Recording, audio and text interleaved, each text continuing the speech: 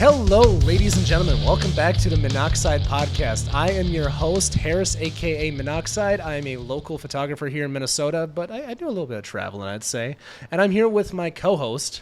Hey, guys. My name is Sean Bryant. I'm a knower of useless car facts. And in this show, we take you beyond the car meet, and we try to introduce you to some of the more notable people in our community, such as Cody. Could you tell us a little bit about yourself? Hi, my name's Cody Hilton. Not owner of the hotels, unfortunately, but everybody thinks so. Imagine if you were. Exactly. A.k.a. Awesome. Tinted Yellow Media. Yeah, people always ask me, is Kobe your uncle? No. Does it look like it? No.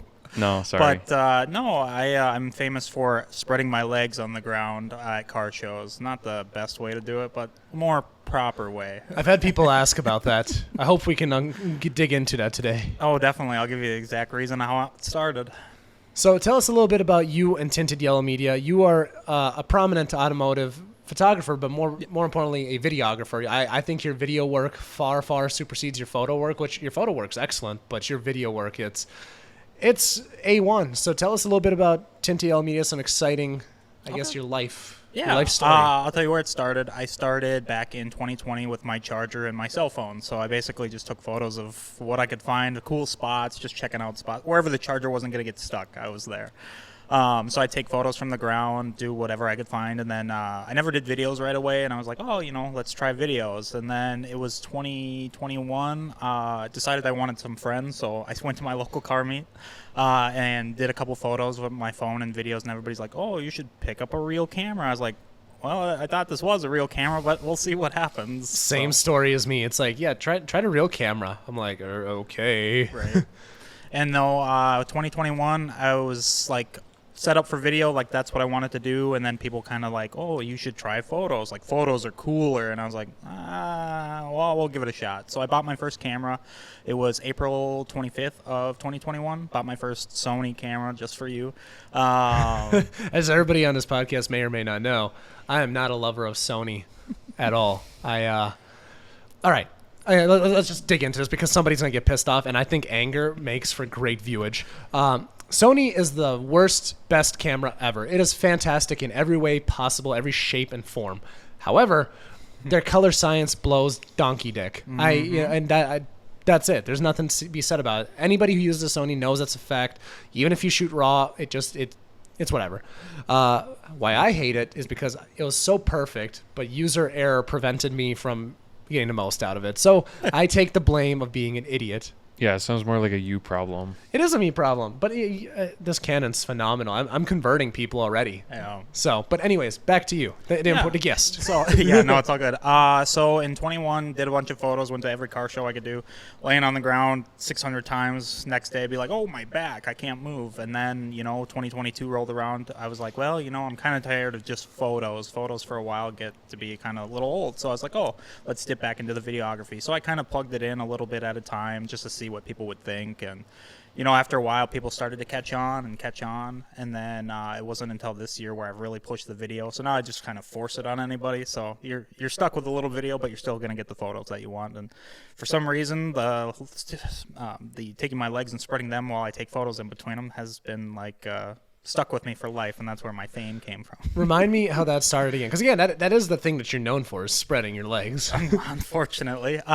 So one day I was at a car show and I was laying on the ground taking photos. Well, I went to do a straight-on shot with my feet sticking out, and I couldn't see the car because my feet were in the way. Yeah. So all I did is spread my feet out wide and took the photo, and after that, people just started taking photos, and it stuck. It just kind of stuck. Yeah, you've seen this many times as well, I'm sure, Sean, on social media. Yeah. Yeah. Yeah, I've seen it. When are you going to get some leg spreading merch? Actually soon. I was working on it last night. Okay. The new thing this year is like people want me to put my legs up in the air a little further. So not only are they spread, but they're making up in it the a air. fucking core exercise. These assholes. And my invisible abs definitely feel it every day. So, but no, I always tell people, I'm like, okay, are you ready? Take the picture, and I'm over here. Yeah. Hurry up. But no, it's stuck. The merch should be out actually in 2-3 weeks. I think I'll make the announcement. So it's kind of a request by everybody. That's valid. Yeah, and if you execute it well enough, if it looks witty enough, I think it'll get people's attention. Yeah. Yeah, I wish my merch was done. It's just, one issue after another. This is a Harris problem, but nonetheless. So you've been taking photos for quite a while. You're back in an Audi, or in an Audi now, rather. How are you liking that? Well, I definitely don't miss my previous car with the Charger. The only thing I miss is not having as much leg room, but on a stage 2 Audi, it's pretty it's pretty fast for what it was. Leg room? How tall are you? I'm 5'9". I used to be 5'10". Unfucking believable. Yeah, some of us got real problems. Yeah, I am 6'4", sir. Leg room. Sitting anywhere behind the exit doors on a plane is a real issue for us tall boys. How tall are you, Sean? I'm 6'2". 6'2"? Yeah. Huh. On your tippy toes? No, what? No, fucking busting your balls. No. No, I and so Tinted Yellow, where did the name come from? Okay, that's probably the most interesting question. So the glasses on my face, I've had that scheme for about 12 years now. So 12 years ago, I got my, I wanted to change things up. I was having really bad light sensitivity, and it was really causing a lot of problems with headaches and stuff. So I saw they offered yellow lenses that you could have free of charge. Like, it wasn't extra to add on to your normal prescription. Once I did that, it kind of stuck with me. I was thinking of a business name once 2020 came around. I was like, well, what could I do that's not already taken? And went through like 15 names, couldn't figure out what I wanted to do. And I was like, well, what color are my glasses? We'll roll with that. And that's exactly what it is. It's always been tinted yellow. And I've had tinted yellow glasses for about 12 years now. And it's kind of stuck. It's almost like Bono with his Right. So it kind of makes me a little bit different in that spec. So Yeah, and that's for like blue light filtering. Yep. So blue light filtering, any artificial stuff. The only downside is the regular natural sunlight. It magnifies 3 times as bad. So I go outside. Wow. And it's usually like this. Oh, Yeah. okay. So you're just flashbanging yourself Every day. Yeah, for the last 12 years. Yep. every waking day of my existence. It's like entering into a COD lobby. Mm-hmm. That's freaking awesome. Yeah. So video, photo, a little bit of everything. Enjoying the Audi. Well, what kind of Audi? I have an Audi A3, but it's virtually almost like a stock RS3 with everything that's built into it. Right. I've got more on the way. I just haven't told anybody yet, so I shouldn't invest more. But Yeah, it's about as fast as my car. Like we're about equal build wise. So I mean, I remember when you when you texted me about it, you're just like, this thing's a lot faster than I thought it was going to be. yep.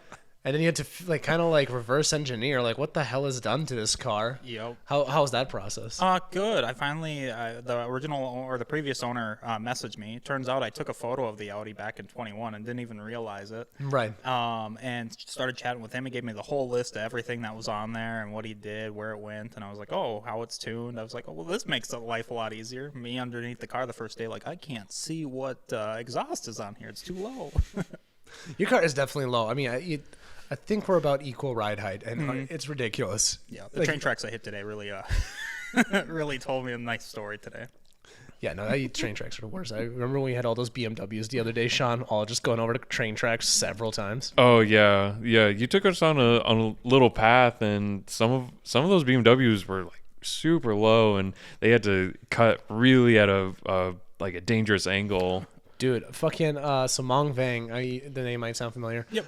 He has a really slammed M3, I think it was, and we were going into a parking ramp, which we got kicked out of immediately. We didn't even park. The guy literally started waving us as we got to the top. He's like, "Get out of here!" It's like, dick. But anyways, he literally he wasn't even able to get up the parking ramp. Yeah, his splitter was so low to the ground, and the way that the parking ramp kind of angles up, he had to make it back out of the parking garage. Jesus. Low life is a tough life. Starting to find that out myself. Yeah, I don't envy people that are slammed to the ground like that. Yeah. I like a little bit of clearance. I was thinking about this. I'm like, there's no way I can get the AMG into your driveway. No, probably not. I my BMW, my 1M. That thing was probably probably the most lifted car with all those BMWs. Oh yeah, some of them were pretty freaking low. Yeah, I don't think anybody had stock suspension except for me. That's valid. At least lowering springs on all of them. 1,000%. Yeah. So what are some of so you do photography in many aspects. You could honestly, based off of what we've talked about, you make a killing on it. You don't just do automotive, you do a little bit of weddings and all that. So I guess you're definitely, When it comes to pricing, you have kind of crushed it. Like you've kind of established it in a way to where like, here are my prices and you get plenty of business. So I guess, what are some challenges along the way that you've had to eventually settle on what you're doing now? Definitely a lot of challenges. I mean, from even like when I first started back in 2020, nobody, like I mentioned, any source of money, nobody's like, that's too much. Even if it was like $25, I was like, $25 is too much? Oh, okay, whatever.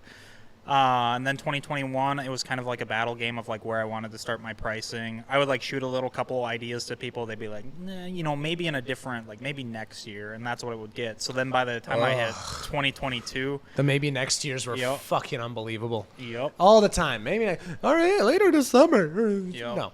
No. I've had one person consistently for the last 4 years tell me, oh yeah, next year. I was like, no, I'm okay.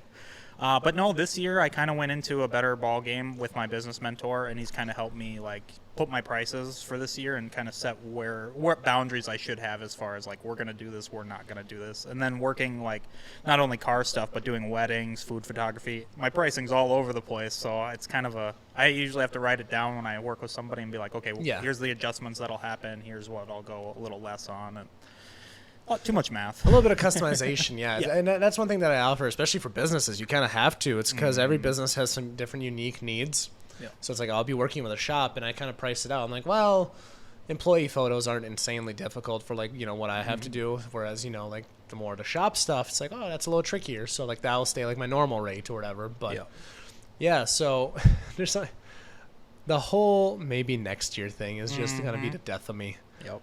I've given up. Yep. I just don't even ask anymore. Like I'm just kind of like, here are my rates. Let's see what happens.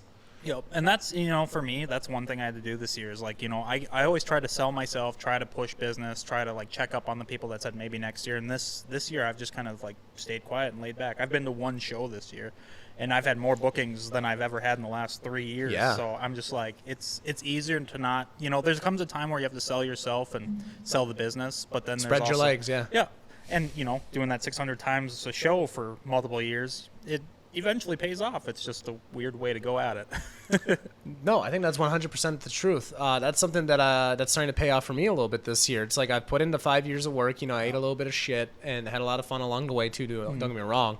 But lots of lessons along the way. But now it's like, I'm getting paid what I'm worth. I'm putting out some incredible content. Like I'm happy as a clam. So tell us a little bit about your business mentor, though. Well, you hinted at that. Yeah. So back in 21, right at the very end, right when fall started, I was at a car show in Afton, Minnesota. Just a small show. I was with a couple people, and they said, oh, there's a barbecue truck coming. I was like, oh, cool. I'm hungry. So they show up. I just took a picture of his shirt, and then I took a picture of the food, sent it to him. Just kind of kept in contact over the winter while they were shut down. And I think it was come February of 2022.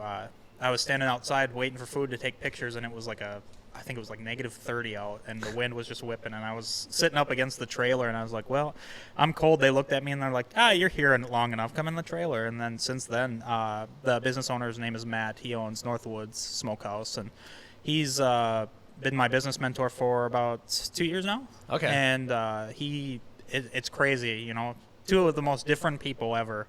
Between me and him, and ever since then, we've been very tight. I do a lot of almost all their food photos.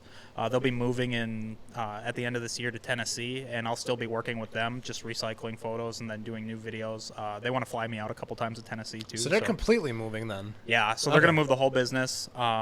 They were trying to get somebody to to buy the business here so they could keep that running here, but they're like, nah, it's just easier if we keep the name and not have to go change everything up. So. Interesting. Okay. Hey, Sean. Hey, Harris. Do you need a roofer?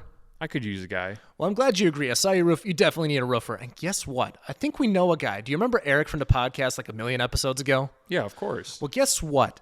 He is the Twin Cities' finest contractor. All right, he'll get you taken care of because this summer, Minnesota being Minnesota, it's going to throw hail at your roof. It's going to have tornadoes throwing shingles off your roof. You know what? You don't know what's going to end up there. And he's going to get you taken care of because when you Google Solaris Roofing, you're going to see 5 big, beautiful yellow stars. And they're going to be telling you that he does not take no when it comes to perfection. So you're going to reach out to him either going through Google or you're going to go to solariscos.com. And let me tell you something, Sean. Are you going to reach out to him? I'm going to reach out to him today. Well, I'm glad you answered that way because, buddy, you need a new roof. So what does that kind of like mentorship look like, I suppose? Like what are some like, I guess, pieces of advice or along the way that you've gotten that just fundamentally changed you? Is there anything like that? The one biggest thing, my business mentor was around when I went through 2 bad breakups. And both times he said, focus yourself back in your business. And he kind of showed me step by step on how he built his business. And he's like, it's different from photography and food for sure. But he said it has the same examples of like, as much as you can't chase the money, especially in photography, you cannot chase the money if you want to be successful. I hear it a lot from a lot of photographers. Even the newer ones are like, oh, it's hard to get bookings. Like, I'm trying to make money. I was like, well, going in the mindset of chasing the money is just, it's not going to work out. That's what I did in my first year. And I was like, well, nobody's paying me anything. Yeah, that is actually something. It's a pivotal moment for me. So this one you haven't heard either before, Sean, but like chasing the money, chasing the dragon. Mm-hmm. Back, I actually was around when G-Force first started, G-Force Rally. Yep.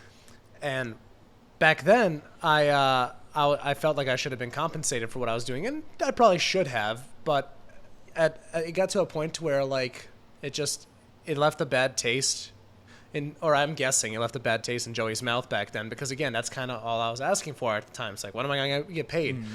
But if I would have stuck around, if I would have just, kept, working my way forward, putting in, some free hours. And again, I don't recommend everybody does it, but at the time I definitely could have put in some free hours and built that relationship. Who knows? I probably could have been a part of that rather than doing my own rallies. It's just one of those things that could have been a different path if I wasn't chasing the dragon in that way. But at the same time, there is the conversation to be had. It's like you have to price yourself correctly. People may have heard this story maybe a half a dozen times on this podcast, but when me and Nathan started shooting back in the day, we were charging $30, and we would each give 30 photos, and we would split that $30, and we'd each get 15 at the end of the day. Sean was one of those clients back in the day, fucking half an hour late. Oh, I was at the car wash.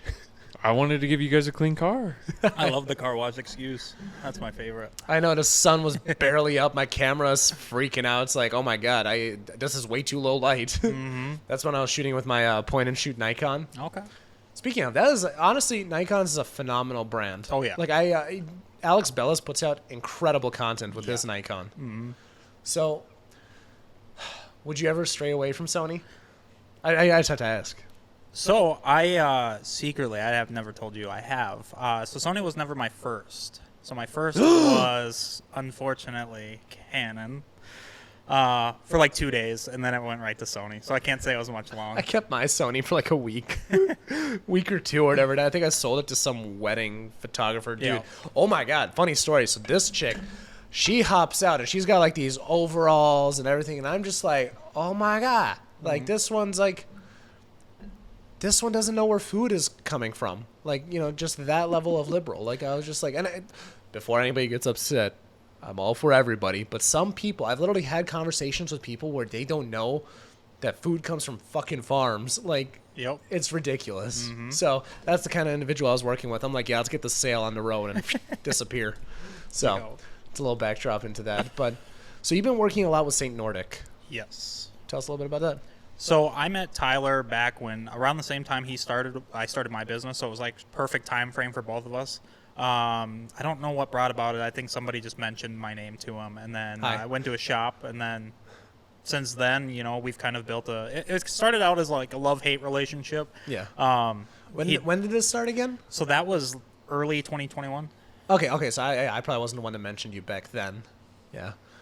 But I recently got up his ass. I was like, dude, you need to put out more content. Yeah. Yep. And that's the thing with Tyler. A lot of stuff was like, he's got all this. He'll take a couple photos, post it. And I was like, well, it's been like 2 months. You're going to post something else? Like, we see you working on it, but like nothing like there. So when I first met him, he invited me out to the shop. I did kind of a full scale video of a buddy of mine's Charger when I think it was a wide body scat. Rob, I think you know Rob. He was on your rally. Yep. So I think that's how I met Tyler originally. Because of that car. I'm still heartbroken, dude. When he went on our rally, he had the VIP kit. I spent so fucking much time weeding that livery because of that diamond whatever. Yep. Like, it was like, I think 2 or 3 in the morning. It was like a 6-hour weed because it took 5 times longer because you literally could not see where the lines were. Yep. and he took that shit off like the first or second day back from the rally, and I was like, bro. Yeah, he asked me if I could detail it after. I was like, no, no, not at all. That's on you. Breaks my heart. That one bothers me to this day. Yeah. Yeah, I can tell you constantly bring it up. Okay, it doesn't bother me You that much. You brought it up a few times, even during these podcasts. You've talked about that weave and how you still dream about it at night. It gives you flashbacks. It was sick looking, though. It was solid. I mean, would you rather? Hold on, Sean. Would you rather I talk about actual heartbreak on this podcast? No, maybe you can talk about something new, I get enough. like I got enough to keep. like your current recent heartbreak. What's my current recent heartbreak? You are now a full-time photographer. Oh yeah, I forgot to mention this in the intro. I'm freshly fired. So yes, I'm full. Thanks, Sean. I'm full time now. Yeah, just in case you forgot, I just wanted to let you know. Don't worry. Secretly, I'm on the verge of being that soon too, from quitting my job. Oh man, everybody's we all almost are. there. I think we all are. Just fucking dick. Good gut punch. No, I to be fair, I've been making fun of it. It's like because again, I'm an optimist. Like yes, things suck sometimes, but at the end of the day, it's like you can either choose to be upset about things that are not in your control over shitty people, which it is the truth. This was a shitty circumstance that shouldn't have happened for no reason. But nonetheless, it's all about energy, and that same thing applies to the work that we do. Like I remember you telling me when we got together last week. Yep. When Cody sold me his Ronin gimbal, hire me for videos, you bastards. But it's a shameless self-plug. But like when you were telling me, it's like it's reflected in your work. When you are going through the rough of it, you said you had people hit you up. It's like, huh.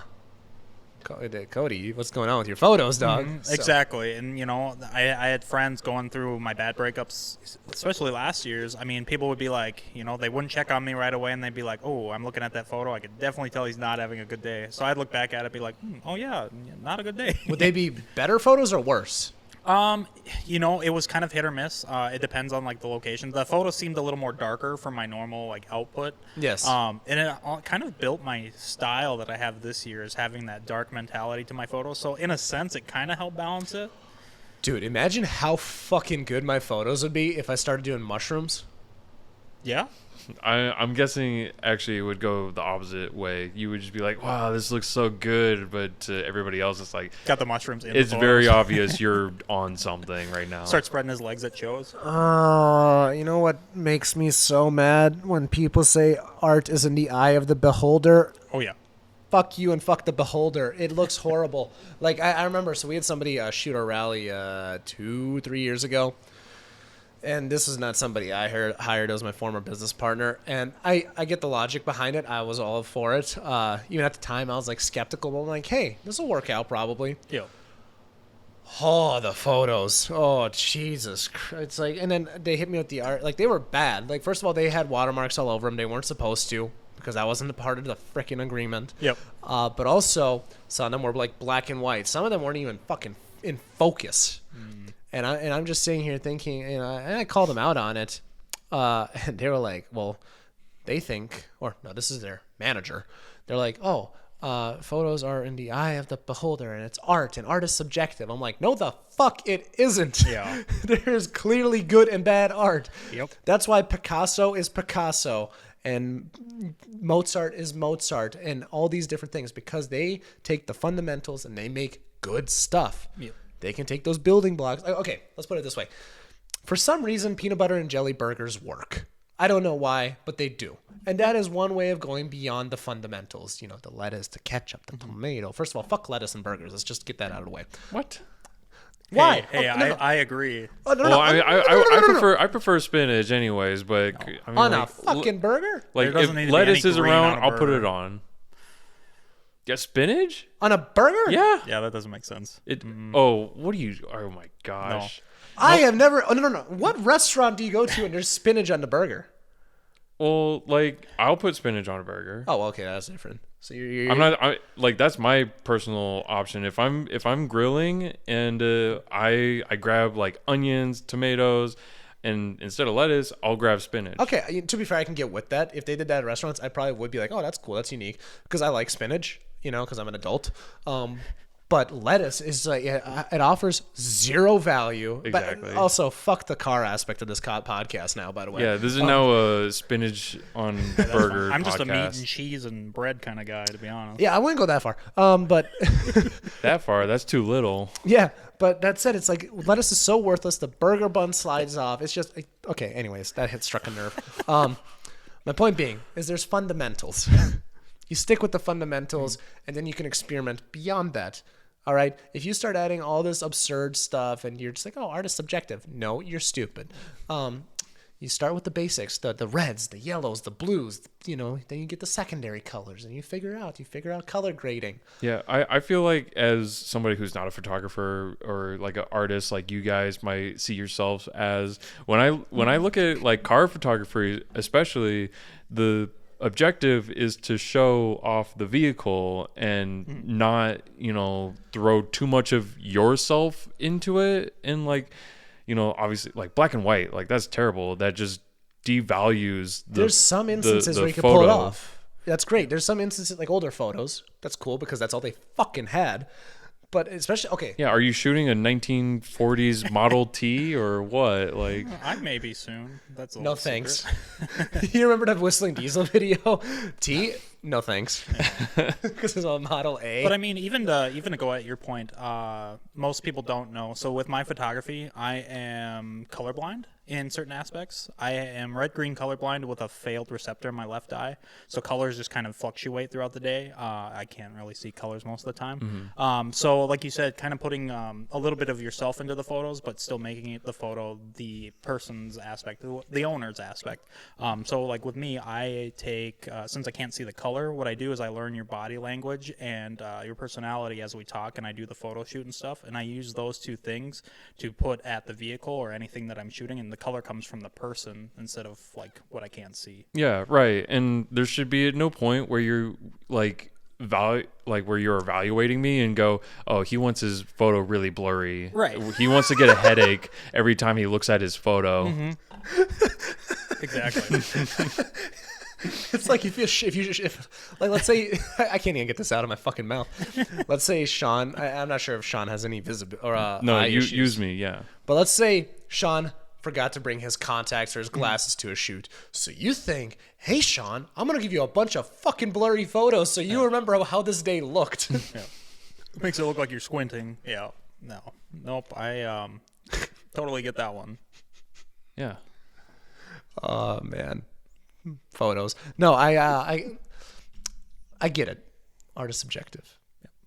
But shut up. Sounds about right. No, and so that's actually something I didn't know about you is the left and right. So I'm just curious, does that affect how you edit at all? It does, 100%. Do you like close one eye and open the other? Like, just explain more. Sometimes it depends on like if I'm editing and it's 2 a.m. Yeah, definitely alternating eyes just to get the colors. So what I learned, I had one of my younger brothers kind of teach me like what colors were in each preset that I made. So I was like, well, you could see perfectly fine. Like, here's the colors. Like, you tell me which one will label. So that's kind of how I am now. A lot of the times where my editing comes from, and even my photo taking, it's just shading of the light. So people are like, oh, why do you do a lot of night shoots? I was like, well, I use the artificial lights, and that's where I get like my color is just by shading of light, and if it's too dark, if it's too light. And most of the color just happens to, the camera just happens to capture it perfect how I have up my angles and stuff, even if it's between my legs. For some reason, that's a good angle. I'm just curious. Why not just lay on your stomach?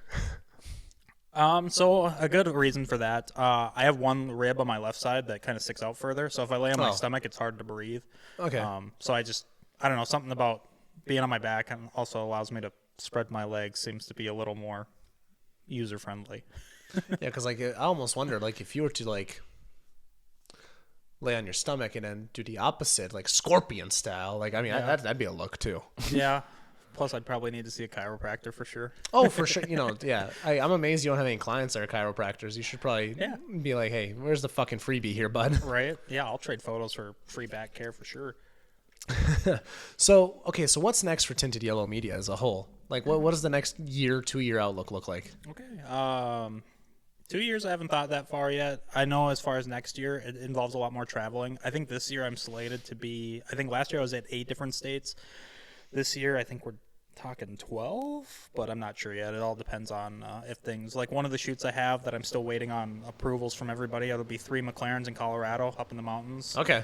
Excited for that. It's gotten 1 approval out of 10, so I'm not too hyped up on it, but that's how it is. I was really hyped up on a lot of projects last year that just, kind of fell through. It's just people get busy, time takes its time, and so this year I kind of adapted to not get too excited for things until I see the ball moving, and that's like been my biggest game changer. So I'd say next year it's going to be a lot more traveling. That actually raises a good question. So I know a lot of people, they get kind of bored of what they shoot, right? Like they don't get excited about seeing Huracans or certain cars. Where do you fall in that camp? Like I personally, I get excited about every single car, every single owner. Because I got a, what's the golden retriever or whatever personality. Yeah. So where do you step into that? So when I first started, I was kind of only shooting Mopars because that's all that I was friends with for a while. Yes. Mopars, every Charger looks the same after a while. So it kind of gets a little old after a while. And then over the course of the last 2 years, I should say, I've kind of done everything now. So now not only doing cars, but doing food photography, doing pet photos, now doing weddings. And I'm like, wow, this is new. But, it comes down to a line where it's like, you kind of get to the point, like say if I shot 3 Chargers this week, you start getting on that little edge of like, this is starting to get old. But the thing is everybody's unique in their own way. So even though they're the same vehicle, there's just the little one-off things that people do that still makes it a little more unique than everybody else's. And I think that's what kind of gets the excitement still there is like, oh, you have this compared to I don't have this. And so are there like go-to angles that you always try to shoot for? Because, something that I've noticed with not a lot of photography, but most of it is, I take my phone out and I see, do like the front left angle, like get the fender shot, and then maybe like a head on and like the picture of the trunk. But like what other angles are there that people can take of their cars to like kind of spice things up? Well, there's definitely a lot, and I'd say a lot of photographers have the same angles. I've noticed that a lot. Everybody kind of uses the same GIF. Like if you go to YouTube and search best camera angles, everybody's doing those same ones.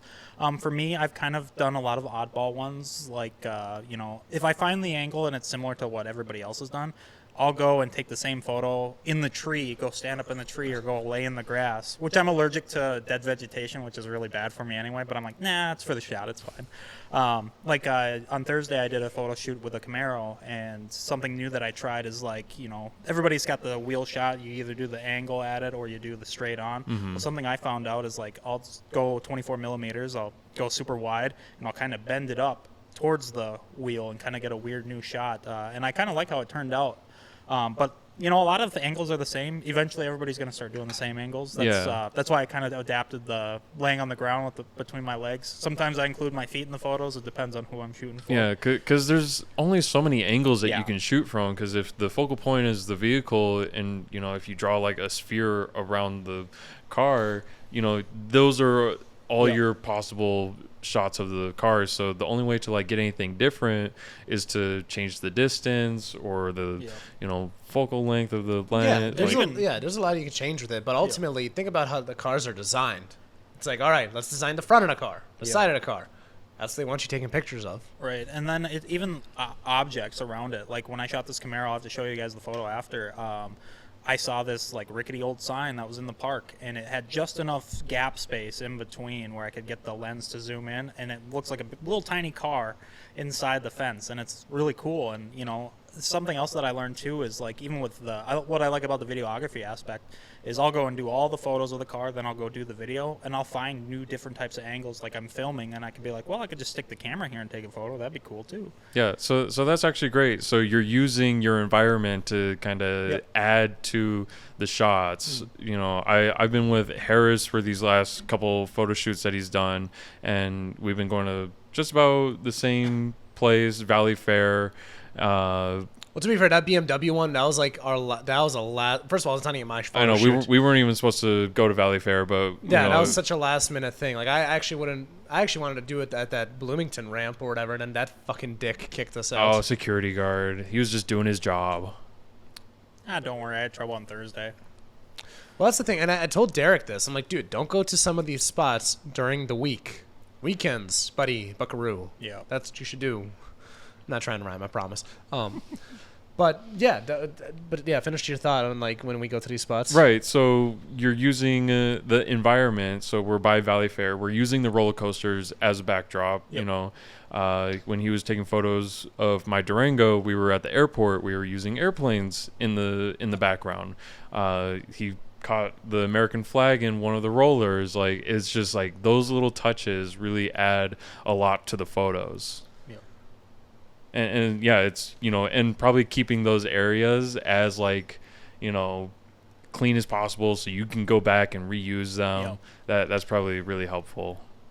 Yeah, you know, even with me, when I did that Camaro shoot on Thursday, she's like, oh, can we get some leaves in the photo? I literally just went into the bush, grabbed a couple leaves, staged them on the ground for the photo, and they turned out amazing. I was like, you know, that's even utilizing your surrounding to what you can. Like for me, I use Google Earth. Somebody showed me it one day, and it's perfect for, especially for photographers.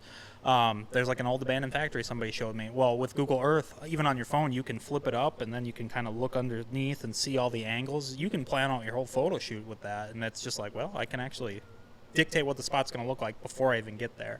Yeah, I used to do that back when I first started. Like, a lot of people like ask me for pins or addresses. I'm like, huh? Like, I don't have this saved anywhere. I just go by memory or rough area. Like, I'll do an address to, like, you know, a mile away, and then I can take it from there. You know, like, for example, like, I have One Rider Circle memorized. You know, like, that's the one in St. Paul where you have St. Paul as a backdrop. Like, it's a great shot. And I think the second time I used it, I think that's when I took the Savage SVJ and all that over there. Like, you know, when they were here for Gold Rush. It's like, yeah, I'm still bummed on how that photo shoot turned out. Like, I wish I knew what I know now. I say that same thing every time, especially this year. People are like, you got so good. I was like, yeah, I wish I was this good 2 years ago. Yeah, so I started keeping some more RAWs. A lot of times I just throw away RAWs after I'm done editing them because I, like, realistically, I'm not going to come back to them, and data ain't cheap. I mean, granted, SD cards have gotten really, really freaking cheap. Yeah. But keeping them organized is such a pain, too. Like, I think I'm up to, like, 15 now or something. Mm-hmm.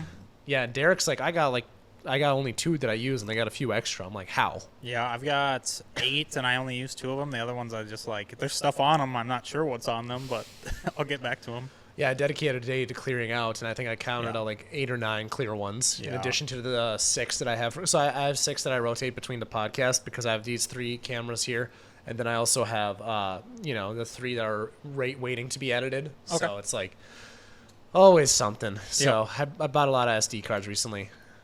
Yeah, money never stops with photography. That's what I've learned. It does and it doesn't. I had my 6D Mark II for years. I mean, 5 years with that fucking camera, and it, you know, it paid itself in dividends. For sure. You know, but now this one, it's like, all right, I'm in the hole, but it's like I've already paid off a sixth of it. Right.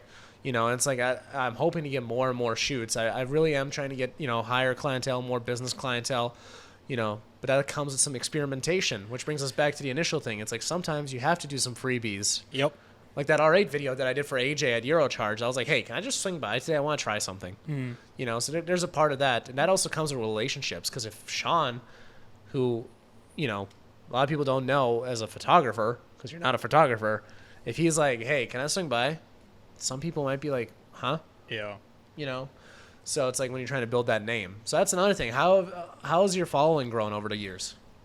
Actually really good. For some reason in 2021, that was kind of the start or whatever, and people didn't know me right away. And then as soon as I people would start recognizing me after the whole laying on the ground thing. It wasn't, but God, I would say early 2022, it started to die down. I was like, oh, okay, you know, I tried or whatever. Thought about selling my gear.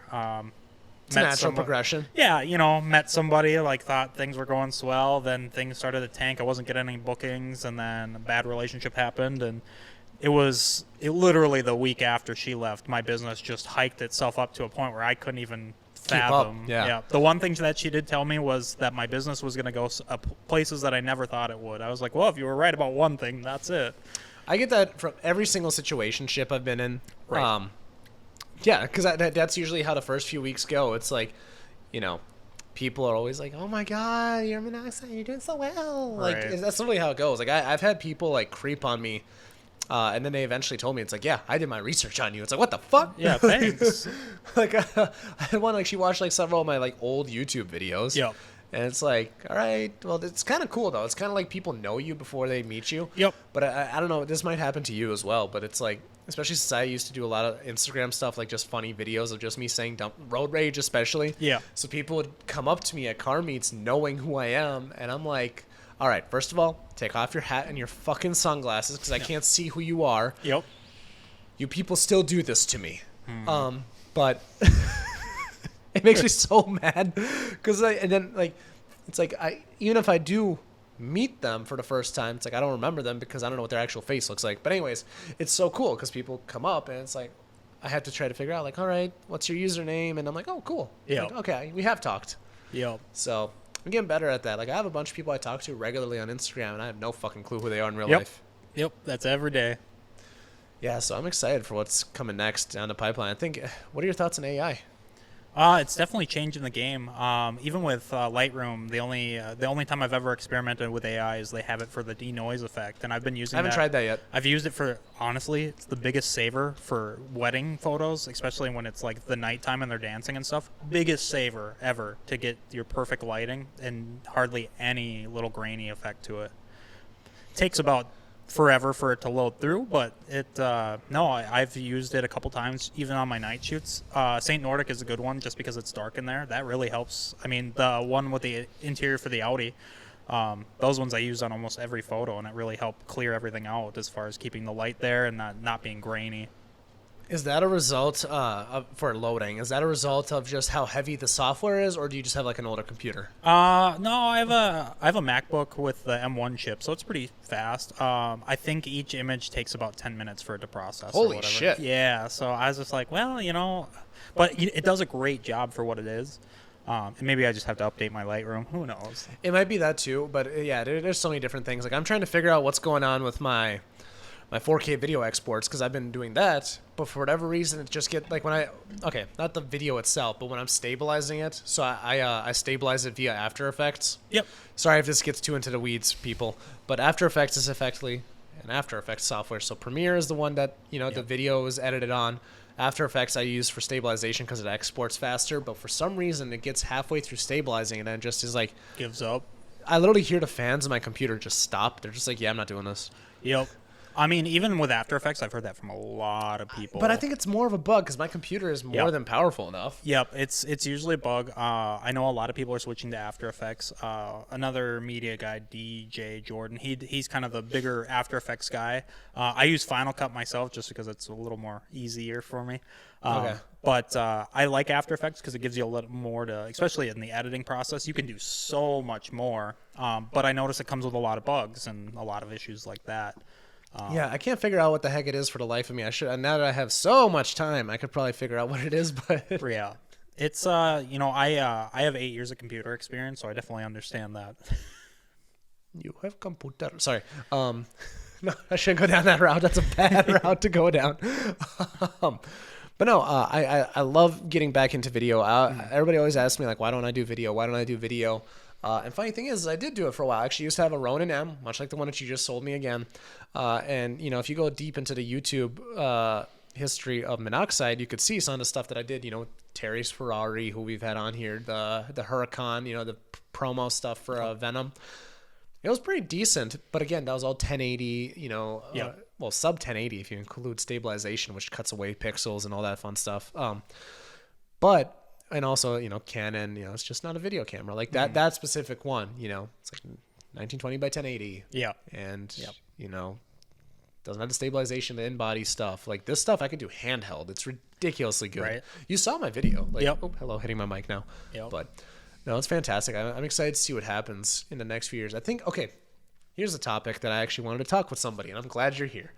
So AI. That is a issue right now because a lot of people are thinking like, oh my God, photographers, everybody's just going to use AI. Job. Yeah. They're going to lose their job. But I'm honestly thinking, especially after shooting with Lambo Dad the other day, I think people are going to still want that authenticity. Like it's one thing if it's edited, to, clean up stuff, remove light poles, whatever. But you were there. When we crossed that bridge, we were there. That was a moment in time. Whereas if you start messing with like AI and then you completely redo the background, that's not a moment in time anymore. And don't get me wrong, it could be a really cool image. Yep. But it's not a moment in time anymore. Yeah. So do you? I don't know. Do you feel like you agree? I do. I'm all about being personal, and having that interaction with people is kind of what sells. Like even me, it's like sells my business. Yesterday I was at the Twins game, and Ew. I ran into a company that happened. They were giving free popcorn out at the game. I was like, oh, this is not usually we don't give away free things, so this is new. I looked at the company. It was a company based out of Minnetonka, and I was like, oh, you know what? I'll just take a picture, post it on my Instagram story, and see what happens. Immediately, they reshared within 2 seconds. I went down to their little booth, talked to them for a little bit as I'm eating my pizza, having a conversation or whatever, and they're like, oh, yeah, give me your email. So I sent her an email, and I have a business meeting next week. I think with being more personal with people and like having that that contact in between people, I think it builds stronger connections than per se just doing AI. Like there's somebody my younger brother showed me that I was like, oh, these are insane photos, these are insane videos of cars, and he's like, oh, these are all 3D render. They're not actual cars there. I was like, well, the location's exactly the same, so that makes sense. I mean, the movements and everything. I mean, it's cool. It's very cool, but I feel like if you don't have that personal connection with people, like physically there, I feel like it kind of lacks the emotion that you would have between two people. Me and Sean have a lot of emotions. Elaborate. No, but like I think you could probably say something to that too as well. Oh, like, I do. you would rather have the photo at the airport or whatever. And it's like, yeah, you'd rather see me do some edits, but you don't want to fucking. The thing with AI is, I don't think it's as personal. Like that'd literally be like if I just Google search like my car and then just saved image as. Oh, and that's then, a good way. Yeah. Like it's not my car. It's a computer generated image, and it's like I'd rather have and actually know that this is my vehicle in this photo, and not just like I just grabbed a photo from Dodge and was like, it's my Durango, but it's not. It's whatever press material they released. So it's like it's not personal, and I think that's why it's going to be really hard for photographers to be replaced, but for photographers to be using AI to help them edit photos, it's just going to help them turn around quicker, and you're going to get a lot more productivity from it. So I don't see it replacing you guys. I think it's just more of a tool. Yeah. And some people might replace us. That's fine, but there's going to be plenty of like regular clients out there that want that, again, moment in time. I don't know. Have you seen those AI generated video ads for like beer commercials? Yeah. I mean, and they can map now people's voices to sound exactly the same as. Oh, I've been doing that forever. Person. Yeah. So. Like 11 Labs. Like that's the AI for voices. Like I did a few of those Biden videos, like Biden versus Trump videos, like just funny. Like I love the inflection I managed to get out of Biden's voice. Is that a Supra? Like it sounded exactly like him. Like there's so many different ones out there right now. I mean, Midjourney is a great one for concept renders. Right now I'm using Autopod to edit this podcast, at times, or not the full thing, but it helps a lot. Yeah. These stupid freaking GoPros make my life difficult, but it's okay. Don't worry about my difficulties. That's not what this podcast is about. And then what else? Opus is another great one for content creators. So basically you have a full video and it gives you clips. Oh, so, okay. And I'm open with this. Like for example, Charles, C4 Productions, we've had him on this podcast before. Great guy. He works for a large YouTuber, Motion Auto TV, or whatever. I think that's what his thing is. What? That racing channel? Well, that racing channel is more like a side gig, but Motion Auto TV, like he's literally like working for him. Oh, I didn't know that. Yeah. So, but he hit me up, and I'm the first one to share everything I know. Like, and I wish more people within the community would do that instead of just doing these weird, stupid cults. Yeah. Like, oh, this camera's the best for this, and you know who you are. But it's like, there's just something to be said, like, if we can help each other, we'll all be better. Exactly. And, even with me, I've had a lot of younger photographers reach out. Really new kids just reach out and ask. So many new people on the scene. And they've asked, like, oh, it's the same question for me. Like, how did you get where you're at now? And I said, to be honest with you, it's difficult to a point. There are days where it's like, I don't want to do this anymore because, I've tried my best. And what I've told people is, even if you're not getting booking, I didn't get booked until really like late 21. So I went almost 2 years with nothing. And what I learned is if I'm still not getting people booking, I'm still going to go out and shoot my car. I'm still going to go just take pictures, go to shows, just kind of have something to go to. And, eventually a lot of digging around, but eventually it made it to working with people in their cars and stuff, you know, even going to just your Joe Schmo car show on a Friday night. Like we have one in my town. I've never been to it, but I pass by it every day and I'm like, oh, that's a cool car. Yeah, I should be doing more of that right now too. And I honestly, I already get introduced to a lot of people just through like normal conversation rather than photos, just because I do know a number of people now at every show I go to. But if I honestly do want to get to know people within other circles that I'm not in either. Like, you know, like at the JDM crowd, I still haven't cracked that crowd at all. Like I'd like to get to know, because I do like a lot of the cars within the JDM scene. You know, it's like I'd love to shoot more NSXs or S2000s or Hondas. Period. Like, so slowly but surely, but that just takes time. It definitely takes time. I just got into it myself after I did that shoot with the R33 for NTEC Garage. That was my first little in as far as like getting more towards the JDM. And I've got a couple cars lined up. One that was very interesting, but I'm keeping that one a secret until it happens. Yeah. We had a lot of interesting stories with Jacob last week about what kind of cars he shot. Just, you'll see. Yeah. You'll see. But yeah, no, I'm excited for what's coming next for you. Everything that's exciting. I mean, do you have anything else on the horizon that you want to share with people?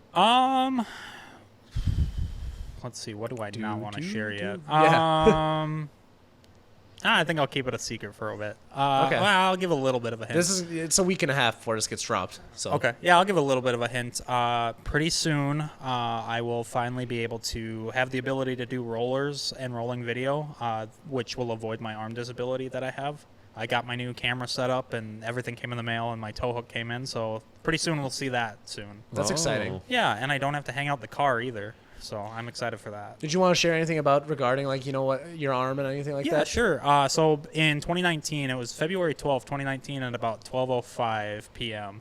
I had a slip and fall at work and completely shattered my left elbow. Had a surgery in late 2020. They botched the surgery. I got no compensation from that. At least my surgeries were paid for. I'm in a 7 out of 10 pain every day of my life since 2019, and I've had 3 surgeries, and now I can't fully extend my arm. I can do the best I can, but it doesn't fully extend. Max lifting weight is 5 pounds for the rest of my life. So I'm old. That's kind of what I look at myself. But no, it was kind of what pushed me towards doing photography too, is just like the camera it was less than 5 pounds. I was like, I can lift this and it doesn't hurt. So, and I always love cars. So it kind of worked out for its favor.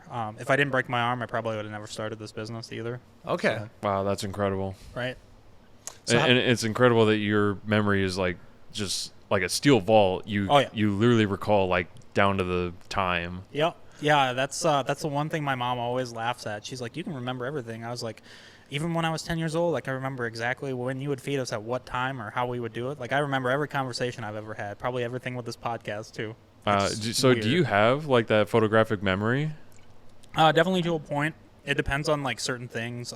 Like if it's something I do like repeatedly on the daily, like even at work, there's stuff where I'm just like, no, I forgot how to do that. But there's like, it's a lot of like weird things that I remember. Oh, okay. And I always do. You have more like a selective memory. Yep. So as long as it's something that I want to focus on, like even for instance, kind of looking in the corner right there, seeing the 2 photos of the dogs, like I'll forever cement that in my mind.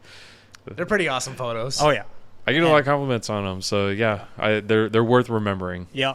So it's always been that way, weirdly enough. Like I can remember what I had to eat when I was 11 years old back in middle school, like exactly like what I had for the breakfast morning of February 2nd. Just random stuff that you don't need to remember. Which but I've was? always been, it was French toast. Yeah. Okay. I have some of those weird moments too. Like I remember ordering a pair of white Adidas high tops on August 11th, 2016. Like just, you know, weird stuff like that every once in a while.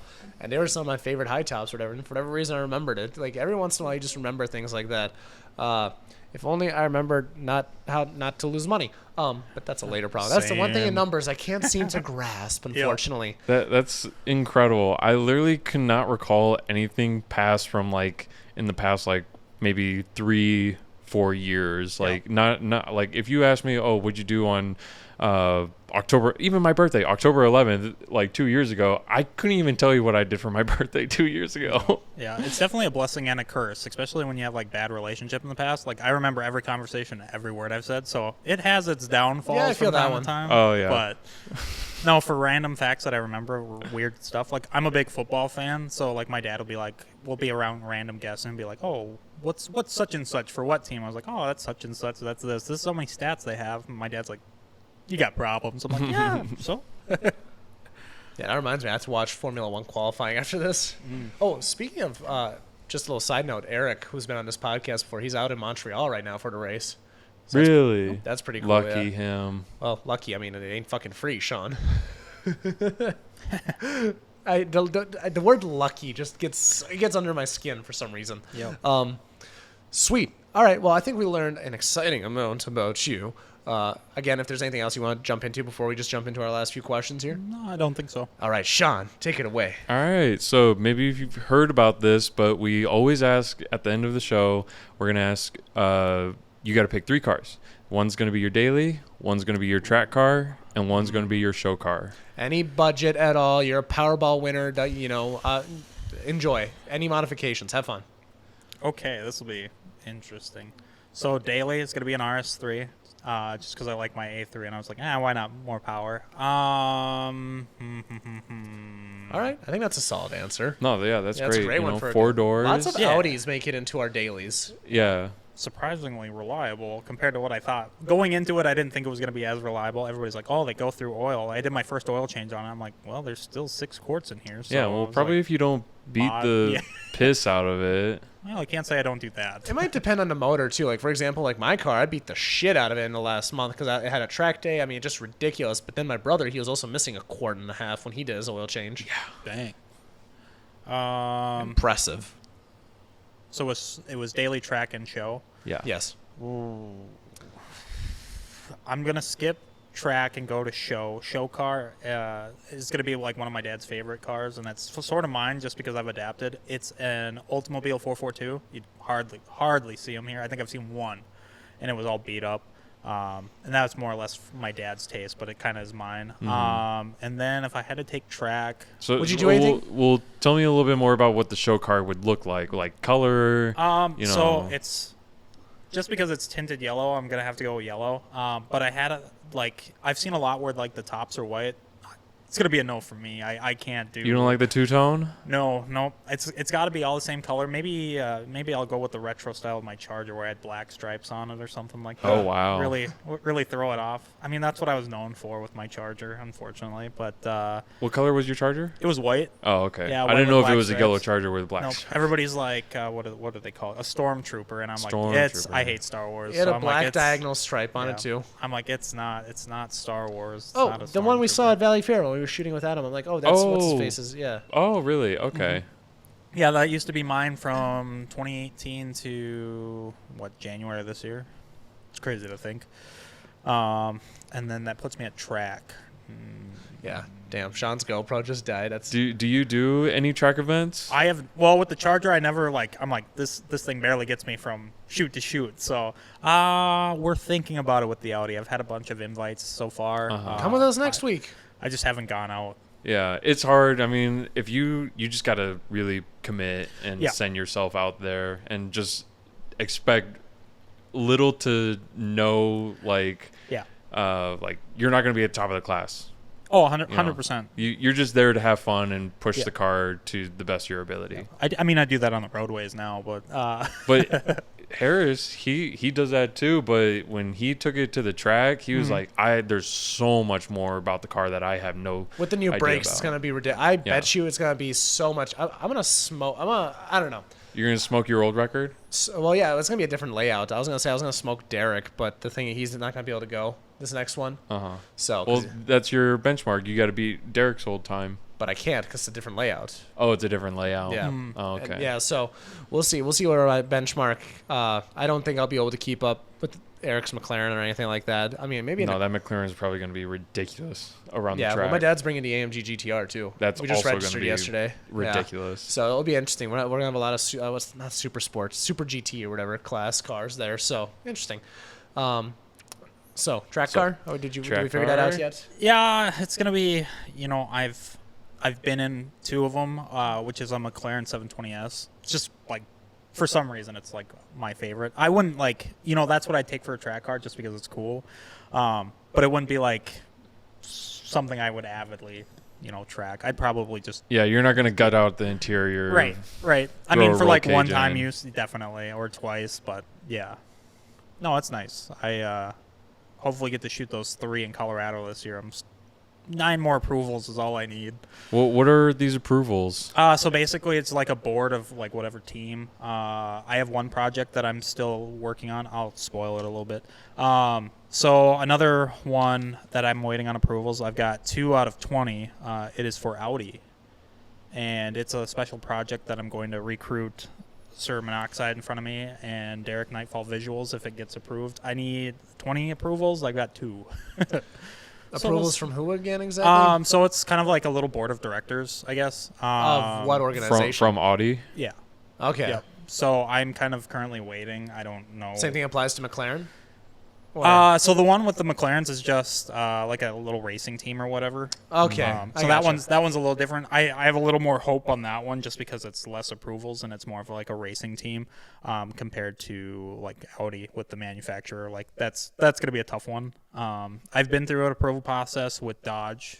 I believe it was the Coon Rapids Dodge when I had my Charger. When I sold my Charger, they backed out, which is fine. I mean, I didn't picture having the Charger for my whole life. Granted, I've only owned Dodges, so we'll see. I don't know. I'm kind of hoping that one works out, but the approval process is really hard because, they constantly watch your social media feed, which is great. I'm very sociable with a lot of people, but at the same time, if you aren't meeting their criterias, like where they want you every step of the way, then they usually back out. Yeah, if you're not brand friendly, then yeah. Yeah, It's I don't hard. fit that mold. no, you've uploaded some pretty sussy stuff. Yeah. I'm not exactly PG. No, Yep. And you're not for everybody. And that's why my videos usually just don't stray away from like my normal stuff. Like there's things I want to do or things I want to say, and I'm just like, I'll hold my tongue to see if I can get this approval process. But then at the same time, I'm like, I kind of want to talk on this or do this. So it's kind of hit or miss with those. That's why you need a Finsta. Yeah, no, I tried that. I just talk shit. It's fun. It's okay. I get more than enough out of it. We'll figure it out. That's a later problem. But nonetheless, thank you, Cody, for joining us here today. Where can people find you? You can find me pretty much all over. Just look for me on the ground, laying with my legs spread on the ground. No, my normal social medias are all Tinted Yellow Media, so Facebook, Instagram, even TikTok, which I kind of laugh at when I post because I'm not a big TikToker. No, I gave up on TikTok. Fuck TikTok. Yeah. I hope it gets banned so all the people come to YouTube and Instagram. Yeah. Are they still going on about that? I haven't heard anything. I don't really care for it. Yeah, it's been a while. I think somebody brings it up for like 2 seconds, and everybody's like, "Oh, what's going on over here?" Yeah, no, people are goldfish nowadays. Yeah. Sean?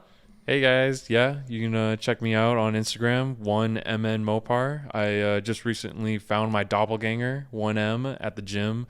That was yesterday. I'm blown away. There's not a lot of 1Ms around, and In that color. in Valencia orange too, and it was here in Minnesota, parked next to me. Yeah, that worked. I was really happy that you guys ended up parking next to each other, but It was so cute. I was like, this is so amazing. you left a 'cause note too. I left a note. Yeah, I told them to follow me so that we can message and have a little play date. Okay. Yes, we'll see how that goes. And then to those of you that are new to this podcast, you can find me at Monoxide on literally everything and anything. But yeah, other than that, thanks for listening and thanks for coming to join us here, Cody, and see you all next time.